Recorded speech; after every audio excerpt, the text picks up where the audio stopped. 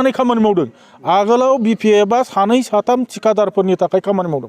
दिनै इउपिपिएलआ प्रमद बर' सारा रायजोनि सके समाजनि सके खामानि मावदों दा बे बेलायाव रायजोफ्रा आजावबाय इउपिपिएलखौ रायजोफ्रा गोरबोजों आजावबाय बेनिखायनो फैबाय थानाय 2025 मायथाइयाव इउपिपिएलआ सोरखार दागोना रोखा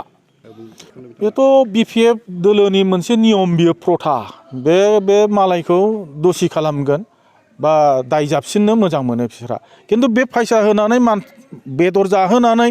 माबा खेला खालामनानै बे मिटिङाव थांनायखौ बन्द खालामनाया थांनाय 17 बोसोराव बारे बारे बिसोरो जोंखौ बेबादि खालामबोदों दा बिसोर गावसिनि आखल दा बेखौनो गुबुननाव लगायदेरनानै होनायबोल' बियो जोंनि इउपिपिएलआ गणतान्त्रिक मोनसे दल आरो गणतान्त्रिक भाबै जायहा जेराव मिटिं बा सभा लानो गोसो बे लानो हागोन जोंबो लागोन जोंखौबो बादा दाहोथों आरो जोंबो गुबुनखौ बादा होआ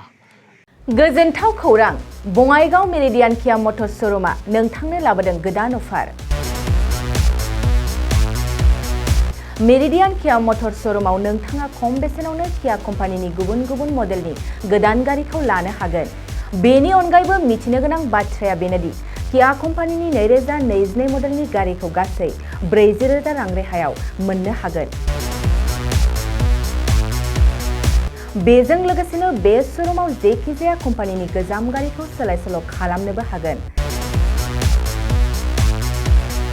दासान्दि बे अफारा सोलिगासिनो दं मेरिडियान किया मटर्स श'रुमआ सा बङाइगाव साफागुरि रड आगराला देहा फाहामसालिनि साखाथियाव थानाय महामाया हटेलनि अपोजिट साइडआव दं